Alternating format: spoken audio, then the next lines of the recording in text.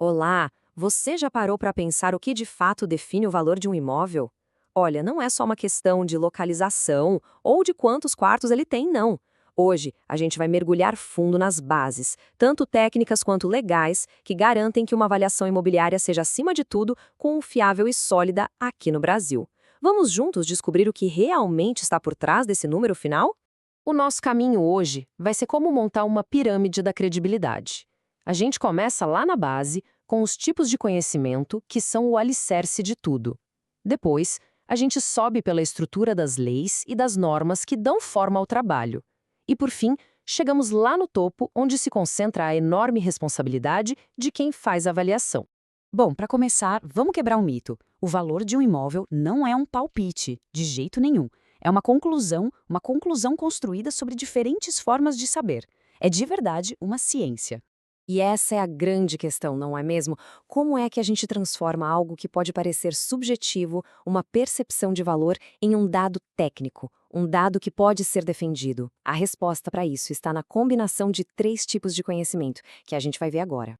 E o legal aqui é ver como esses três saberes se completam. O filosófico, ele nos faz perguntar por quê. Qual é o propósito dessa avaliação? É para uma venda? É para uma garantia de empréstimo? Uma partilha de bens?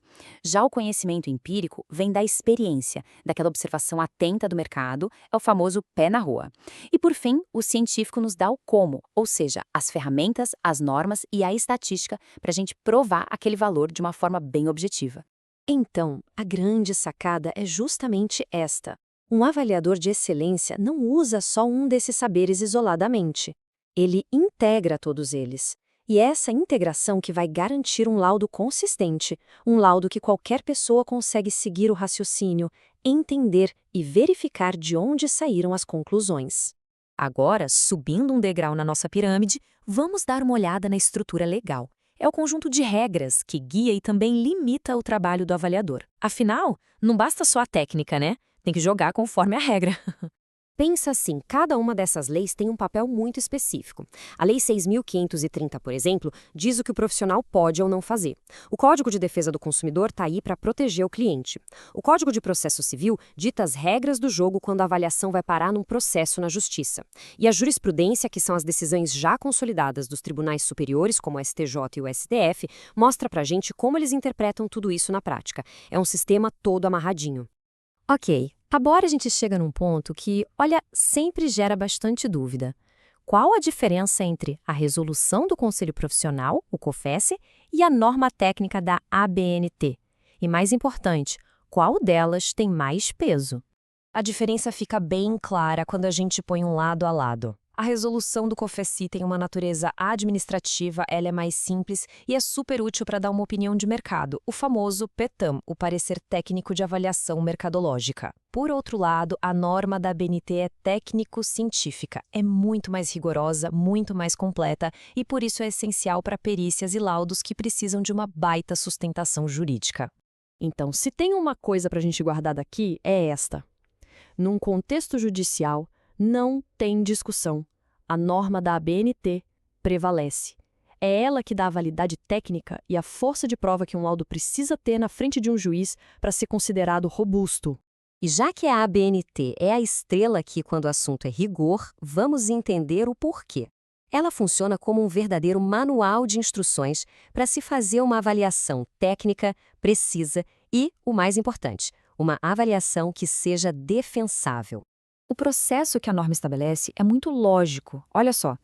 Primeiro, definir exatamente o que está sendo avaliado. Segundo, para que serve essa avaliação. Terceiro, que tipo de valor a gente está buscando? É o valor de mercado? É um valor de liquidação forçada? E por último, com base em tudo isso, aí sim escolher a metodologia e as ferramentas corretas para fundamentar a conclusão. E olha, seguir esse roteiro não é só burocracia, tá? É exatamente isso que garante que o resultado final seja transparente, que o caminho para chegar nele seja rastreável e que a conclusão tenha uma base técnica sólida, que pare em pé em qualquer discussão. E aí, com toda essa base de conhecimento, de leis e de técnica, a gente finalmente chega no topo da nossa pirâmide, a responsabilidade. Porque o trabalho do avaliador tem consequências muito sérias e diretas na vida das pessoas e também das empresas. Essa responsabilidade toda se divide em três grandes frentes que muitas vezes acabam se sobrepondo: a civil, a penal e a ética. Vamos entender rapidinho o que cada uma delas quer dizer. A responsabilidade civil é aquela que geralmente mexe no bolso. Se um erro técnico, seja por falta de habilidade, por desatenção ou por um descuido qualquer, causa um prejuízo financeiro para alguém, o avaliador pode ser obrigado a indenizar esse dano. Já em responsabilidade penal, aqui o buraco é mais embaixo. Ela entra em cena quando existe a intenção de enganar. A gente está falando de fraude, de falsidade em documentos. E as consequências aqui vão muito além do dinheiro, podendo envolver processos criminais sérios. E por último, temos a responsabilidade ética, que tem a ver com a conduta do profissional. Mesmo que não tenha acontecido um dano financeiro ou um crime, se o avaliador viola as regras do seu conselho, ele pode sofrer sanções que vão desde uma simples advertência até a perda do registro profissional. No final das contas, a grande lição é que a melhor forma de se proteger de todos esses riscos é a prevenção. Uma atuação cuidadosa, imparcial e principalmente bem fundamentada nas normas técnicas é isso que protege o profissional. E, claro, é o que dá credibilidade total ao laudo. Para a gente fechar, eu quero deixar uma reflexão para o futuro. Ferramentas de inteligência artificial estão cada vez mais presentes, analisando um volume gigantesco de dados. Pensando em tudo que a gente viu sobre os 3 saberes, as leis e principalmente sobre a responsabilidade, será que a tecnologia aumenta ou diminui o peso nos ombros do avaliador humano? Aquele que no fim do dia assina o laudo final.